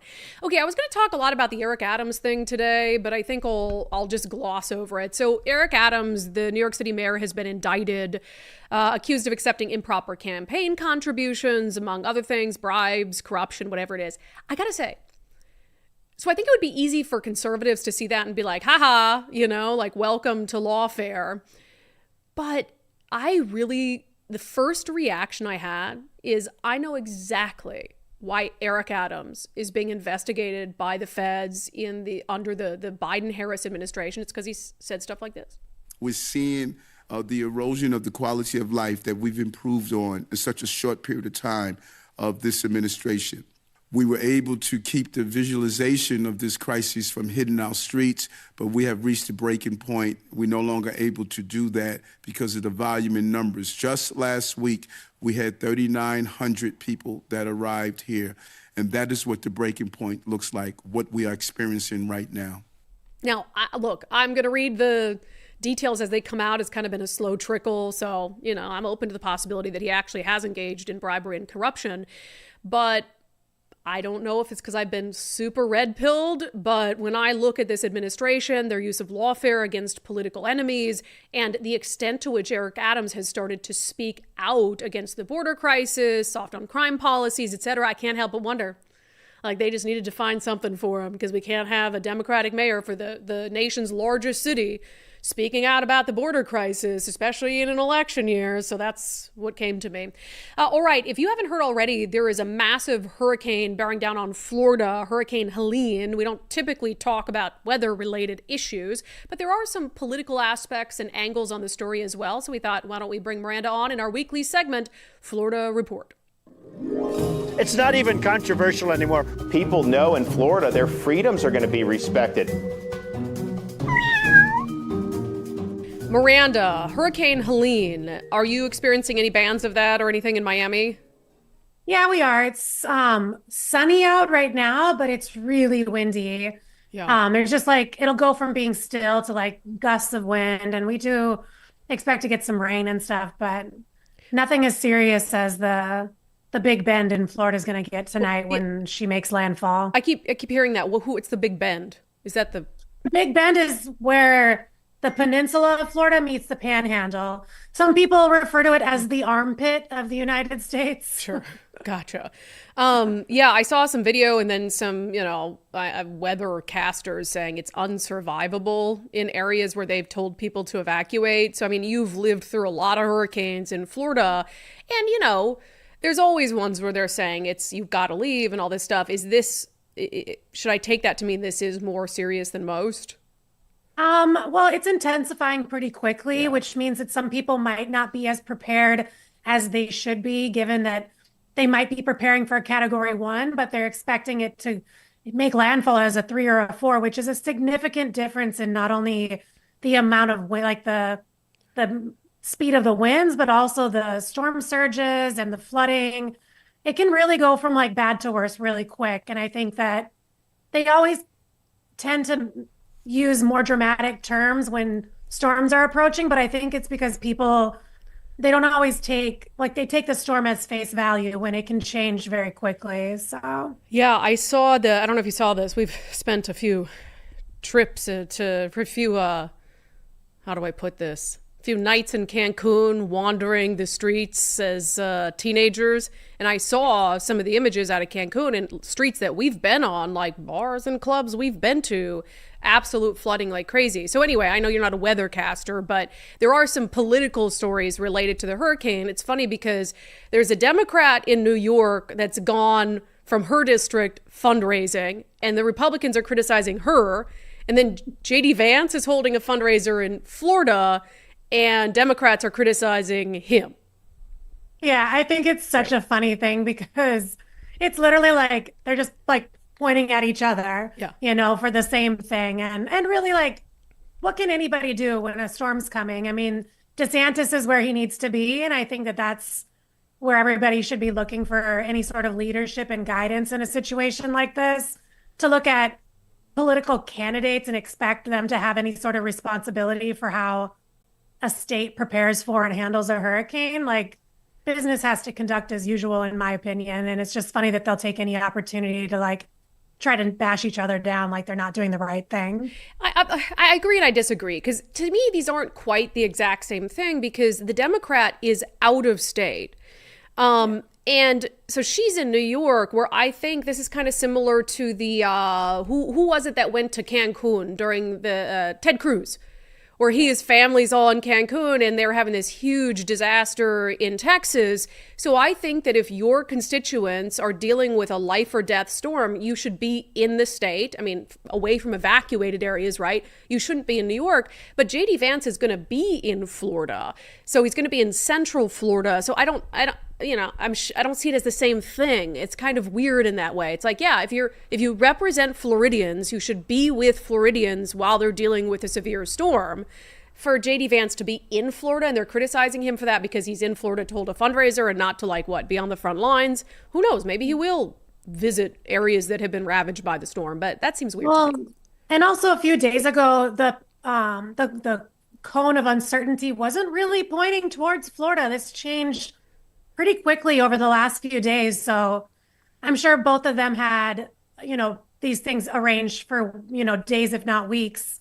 And, storms tend to kind of change their trajectory pretty quickly. So yeah, I don't know. I don't point the finger at either of them. I guess if things do get really bad, then maybe they should, just decide to change their plans a little bit just to save face a bit. I agree. Just trying to score political points, and in doing that, you yourself are distracting from the issue at hand and the hurricane and stuff. All right, really quickly, because I just like this, because RFK Jr. had talked about Make America Healthy Again being his sort of motto. And now Marco Rubio is pushing a bill that would require school children to exercise, require a certain amount of exercise every week if the school benefits from the federal school lunch program. Yeah, so I was reading a little bit into this, and apparently only 9 states actually require some sort of physical activity for elementary schools. The rest do it, either don't do it at all or on their own accord, but only 9 states actually require public schools to offer some sort of physical activity, whether it be physical education or recess. So basically, he's proposing this bill that would require elementary schools to offer at least 150 hours, I think every week. Minutes. Or 150 minutes every week for kids to either go outside and get some activity and some movement in, or have physical education. And I actually love this because I do think that it could solve a lot of different things. First of all, I think like ADHD and stuff like that comes down a lot to like not being able to get any energy out at certain times of the day. So in addition to the health benefits of it, I think it could also just like clear kids' minds up a little bit so they can sit and get through school day. Let them touch some freaking grass. I mean, kids these days, they absolutely need to be out, fresh air, touching grass, interacting with one another. So I like this, especially if they're benefiting from a federal school lunch program, and Lord knows school lunches, the free lunches. I saw a friend of mine who lives in California, has kids in California, taking pictures of what the school lunches are that they provide to kids, and they're like horrible. So make the lunches healthy, make the breakfast healthy, and make the kids go out and touch some freaking grass. I like it. Make America Healthy Again. Okay, Miranda, be safe. I think you're probably fine in Miami, but we'll be thinking about our friends in Florida. Yes, please think about the northern Florida people, but I think we'll be okay. It's not even controversial anymore. People know in Florida their freedoms are going to be respected. Meow. Gosh, I'm glad we don't have hurricanes. I'm still waiting for the big earthquake. I don't think I'm geared up and ready for an earthquake. Don't jinx us. We've talked about this because you've lived here your whole life. I'm not from earthquake country. Yeah, but we haven't, I mean, even the ones I have felt, I remember them, but they weren't the big one. You survived it, obviously. I survived them. You're here. No damage. All right. On the economic front, so a couple things happening economically that we'll dive into really quick. So consumer confidence just dropped, had its biggest month-over-month drop since November of 2021. So that's significant, not good when you have lack of consumer confidence on the economy for the party in power. But I also saw this interesting story. Nancy Pelosi's husband selling off a bunch of Visa stock before a big federal investigation into Visa was announced. Seems a little fishy, right? We asked our friend Zach Abraham of Bulwark Capital to come in and talk about it. I have to ask you, this wasn't planned, but it just popped into my head. Did you see who endorsed Kamala Harris? Oh, I've seen several. Is there a new one? The union representing IRS agents. Of course they did. They bragged about it. The Harris campaign bragged about it on X. I said, you should be burying that endorsement as deep as you can bury it. You would think. I mean, that's like dogs voting for a dog catcher. You know what I mean? That's just ridiculous. Yeah. I don't know who sees that. He's like, oh, the IRS is endorsing Kamala Harris. Well, and did you see that the Teamsters have still not agreed to endorse anybody? Yeah, which is significant. You know what that means, right? That means that they have endorsed somebody the union bosses desperately don't want it getting out, though, because that really screws things up for them. 100%. Yeah. I mean, I think they did the polling where overwhelmingly the Teamsters rank and file support Donald Trump, but they refused to do an official endorsement. So, all right. One headline I want to get your thoughts on from Fox Business. Nancy Pelosi's husband sold more than $500,000 in Visa stock ahead of DOJ action. Coincidence? Nope. Again, I was asked about this actually on another interview that I did, and it really is amazing to sit back and watch this stuff happen, because if I did something that was a tenth of that, I'd be in prison. Yeah. It is such double dealing. It is self dealing. It is out and out fraud, and the killer part of it that everybody really needs to understand. The most disgusting part of it is that they didn't break any laws. Isn't that insider trading, though? It is, but insider trading does not apply to congressional people. It does not apply to congressional members on information that they have gotten from official business. So meaning when those guys went out and shorted bank stocks right before the financial crisis, they were not in violation of insider trading acts, because they, as Congress, have the right to trade on inside information that they get from the natural channels of their job. And they have basically voted. That's why do you think nobody's gotten rid of it? Nobody's gotten rid of it yet, because there's not the political will to do it, right? And so it is absolutely insider trading, but it's rules for thee and not for me. I didn't realize that, I guess. I didn't know that they could do that. Yes. And that's the killer. That's the killer of it. And everybody goes, well, she's not breaking any laws. And you look at them and go, why aren't you telling her to vote to make it illegal? This is ridiculous. Think of what a conflict of interest that is, right? Think of the constituents she's screwing over. Somebody bought that stock from him not knowing what he knew, right? That should be fraudulent inducement. The whole thing is just preposterous. And that's why I was saying I cannot believe that this election is even close. The whole apparatus of this government is rotten from the inside out. The incentives are for these people to be corrupt and criminal. And so, I'm not going to be surprised when I see him take. I mean, the fact that Pelosi and her husband took advantages, they're garbage. Of course they did. There's no integrity there. If you and I were in office and we had access to that same information, we wouldn't make those trades. Why? Because you're betraying the American public. Yeah. You're betraying your fiduciary duty of being a member of this government. And it doesn't even matter about it. The problem is you just have no character. These people are just characterless. They're just garbage. They're trash human beings. Wow. Zach, how do you feel next about? time I'll tell how do you you what I feel really about? think. Yeah, Nancy Pelosi. Interesting. Yeah, I learned something today. I wasn't aware of that. So even though it's her husband and not her, he's protected too. Yeah, because he's trading her account. Wow. Right. Huh. So yeah, and that's the most disgusting part of it. Now, I do think it's really funny that the money grubbing, industry loving, corporate embracing Republican Party, those guys do it too, but they're not among the worst offenders. Nope. Right? Who are the worst offenders? Who are the ones doing it the most often? It's the liberals out there looking out for the middle class. Yeah, right? who say, "Oh, big business is bad. Tax the Oh, rich." yeah. It's like you are the rich, dude. All right, Zach Abraham, we appreciate it. You bet. Thanks for having me. Zach Abraham all fired up today. Holy smokes. That's called undivided, Zach. You can't call Nancy garbage. Her actions, I guess, garbage. Anyway, Zach and his team, reminder, they're having, actually today, there's still time to sign up. One of their Know Your Risk live webinars at 3:30 p.m. Pacific time. You can sign up knowyourriskradio.com, knowyourriskradio.com. Basically what it entails, you can listen to it totally passively if you want, but he goes through Bulwark Capital's risk management strategy. You only get one retirement. Don't put it in needless risk. And he'll talk about some of the things happening globally, nationally, that can impact your retirement portfolio. So good opportunity to ask him some questions. Knowyourriskradio.com, knowyourriskradio.com. I think we've done it, Nicole. I think we are going to break our record for the longest episode of Undivided we have ever had. You think getting there? You think we've had one longer than an hour and 37 minutes? I thought we hit 50 one time, but I could be wrong.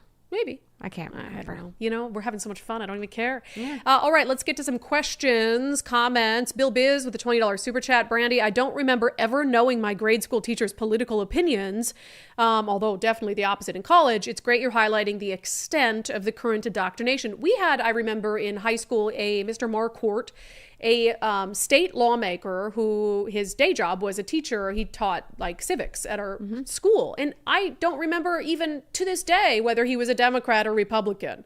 Don't even remember. He was really good at teaching us about government and how it works and operates. I don't remember him ever trying to indoctrinate us with his, and he was so funny.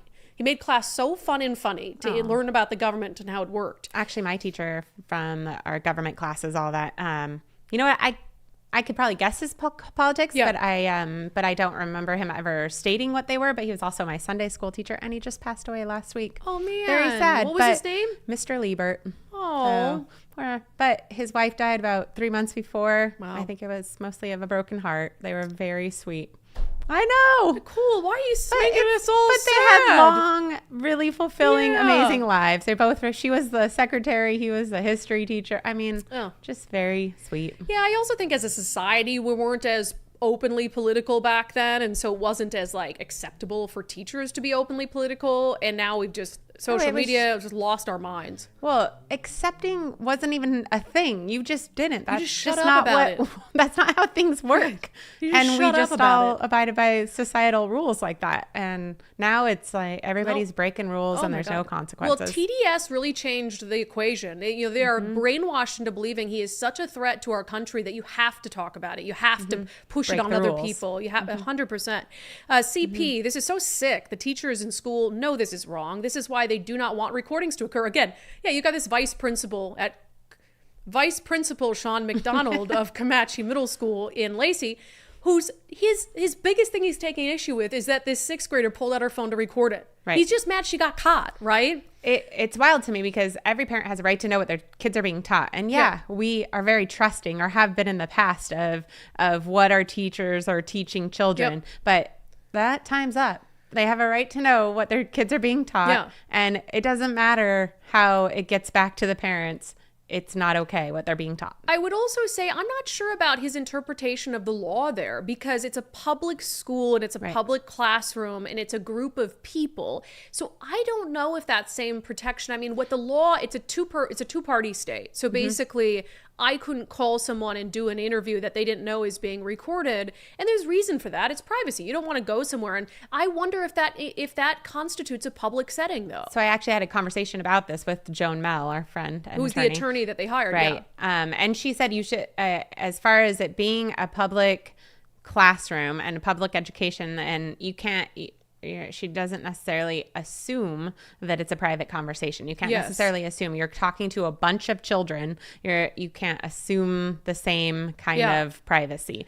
But I mean, it's definitely a murky area. But Joan was confident that it was okay. Well, now they have these new rules like, oh, you can't record in class. So they're just mad that she got caught doing what she's been doing ever since she was a teacher, going on rants.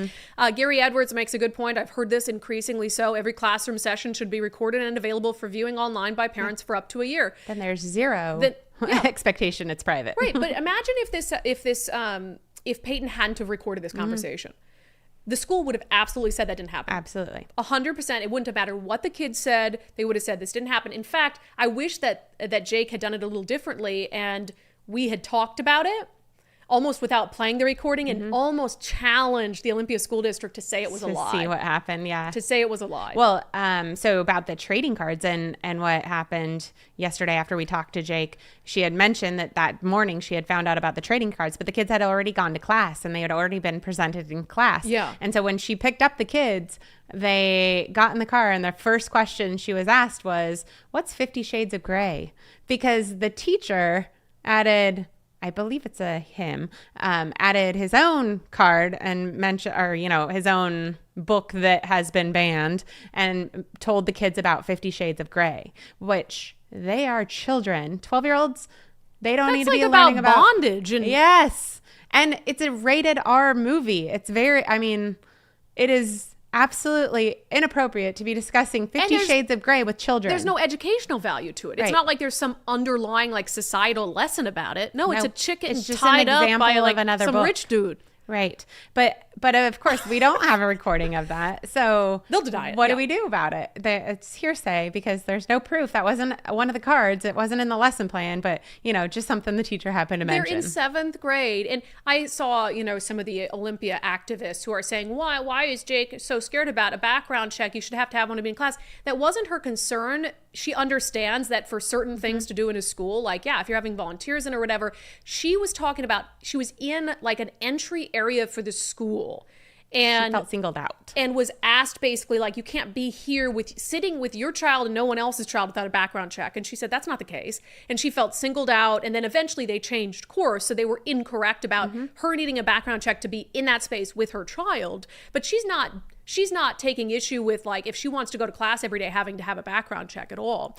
But that's what they focus on. Oh, she should get a background check. You're focusing on that because you don't want to focus on any of the things the teachers did. You want to distract, you want to shame, you want to scare, you want to vilify. We know the trick, we know the playbook. We don't fall for it anymore. Kick rocks. All right, Jeremy Hubble, my daughter who's in the Bellevue School District, mentioned there are now steeper penalties for using technology during school hours. I wonder if this is a systemic silencing going on statewide. Well, Chris Rakedahl advocated for it, but in fairness, David Olson, the other candidate for superintendent of public instruction, has also advocated, he did it first, for limiting cell phones in schools. My issue, and I brought this up in the interview we did, is for instances like this, and also for safety reasons. As a teacher, you should be able to control your class and make sure kids aren't sitting there on their cell phone. That's your job as an educator, right? And if they are for no apparent reason, then there's punishment for that. Right. But if you have God forbid, some sort of school safety event, let's just say that, and you've got kids in classrooms trying to reach law enforcement and all their phones, because they're making them put them in, when you go to a big comedy show and they lock your phone up in a pouch. Right. They're making them do that. And it's okay, so what if there's something very serious like a school shooting that happens and they cannot get to their phone? That it becomes a crisis situation. Or I think it should have just been, you're not allowed to take your phone out of your bag. Right. And play on your unless phone or it's text an emergency. people unless it's an emergency. Right. Is that so hard? No, you want to stop it because you want to teach them crazy stuff and go on rants about Ronald Reagan being a homophobe. I mean, let the man rest in peace. All right, Mama Pillow, this is what happened to my kids when homeschooling. They went to a public high school and it destroyed them. Yeah. Well, we have an Olympia parent who's speaking out for the first time for a segment we're doing on Monday. And she said, look, I would love to take my kids out of school and send them to a private school if that was an option. I don't have the money to do that. And I can't homeschool either. And so you have parents who really feel trapped and can't homeschool, can't private school, all this stuff. So school choice. Greg Olakis, it's sad this mom won't get any action in the state court system. She needs to go federal all the way to the Supreme Court. Well, the issue here and why they've hired an attorney is because the school isn't implementing Initiative 2081. They are not following the Parental Bill of Rights that is now law passed on a bipartisan basis. So someone's going to have to file some sort of legal challenge to that. and say you can't just pick and choose what aspects of the law to follow. A couple more. Marksman, hitman, pervert training manuals given to kids is sick, and we need to sue these perverts. I agree. I mean, it really is looking like that. Why do you want to talk about sex and all of these things in front of children? It makes zero sense. TZ Burns said, I want to know why adult teachers want to talk about homosexuality with 7th graders. Or really any sort of sex, unless it's in a approved sex ed lesson. You know what's not approved sex ed, Karina Champion? Telling 7th grade boys that if they get a BONER, they should just rub it out.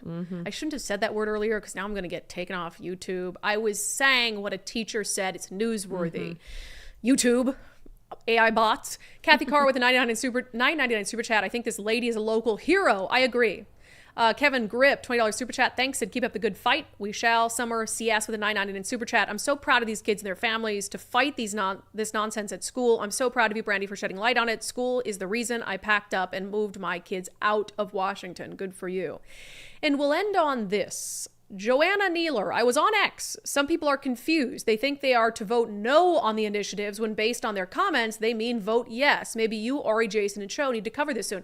And we've been saying initiatives are confusing because you might see a policy and say, well, I don't agree with that policy, so I'm going to vote no. But in this case, we're repealing bad policies. So vote yes, pay less is the easiest way to understand it. If you want to pay less, you vote yes. Look for that repeal word. Yeah, and the other thing that's a challenge is sometimes when people are confused, there's been research on this. If you're confused or aren't sure, you tend to vote no. Yeah, because you're not going to just default to voting yes on something you don't know what it is. If it mentions taxes, no. So you vote no. So don't do that. Vote yes, pay less. Please, for the love of God. Tell your friends. Tell your friends. Okay, good comments. As always, let's get to our closing sanity check, shall we? Okay, a little bit of context is needed on this. So the St. Louis Public School District just fired its superintendent. Her name is Dr. Keisha Scarlett. She's only been on the job for a year.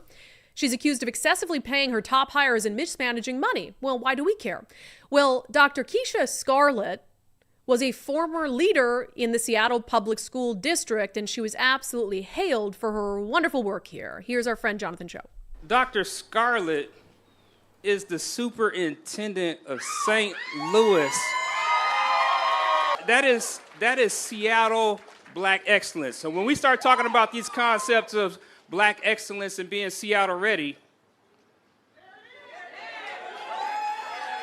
Breaking news. And Dr. Keisha Scarlett has been fired. School board voted to fire Dr. Keisha Scarlett after questions surfaced over spending and top-level hires getting paid big bucks at the district office. Hiring people at higher salaries and not following, the correct procedures. Dr. Scarlett was placed on administrative leave in July. Now I think the only logical step is that we should see some resignations, because you can't hold her accountable and then give yourself a pass for enabling and supporting the errors that she made. Dr. Millicent Borshade will serve as interim superintendent for the remainder of the school year. Although she does not have a certificate to be a superintendent in the state of Missouri, she has applied for one from the state. Dr. Keisha Scarlett responded, saying, quote, "I am deeply disappointed by the City of St. Louis Board of Education's actions. I was placed on administrative leave 2 months ago without any warning. The board then conducted a secret investigation, never informing me of its scope or asking for my input. To be clear," she says, "I have never been contacted or interviewed by anyone on behalf of the board and have not been told the reasons for their actions. Everything I know has come from media reports." Well, everything you know is what you did. What I think is interesting about that is she was so celebrated in Seattle. She goes to St. Louis, gets fired within a year, accusations of wrongdoing. Couldn't help but wonder, I wonder if she's doing the same things in Seattle, but Seattle just doesn't care and doesn't want to hold anyone accountable, and St. Louis did. That has been your sanity check for today. We really do appreciate you guys this week. We appreciate your support. Everyone who's watched our documentary, Operation Indoctrination. If you haven't, it is available and up on all of our platforms. We would love, if you haven't supported our show already, it's $5 a month. It helps support work like that. You can sign up. undividedpod.com, undividedpod.com. We are talking about climate, agenda, policy, taxes, outcomes on Sundays with subscribers this week. We have 2 great guests for you. So for subscribers, we'll have that on Sunday show. If you're not a subscriber, again, you can sign up undividedpod.com, undividedpod.com. And we have many more updates and fallout from our story on the Olympia School District coming for you next week. That it? Anything else, Nicole? Any words of wisdom you want to end with? Look at you, made it to 151. Yeah, 2 hours. Got it. 151. I wouldn't rather spend an hour and 51 minutes anywhere else. All right. For the rest of you, we'll see you Monday at noon. Subscribers, we'll see you on Sunday.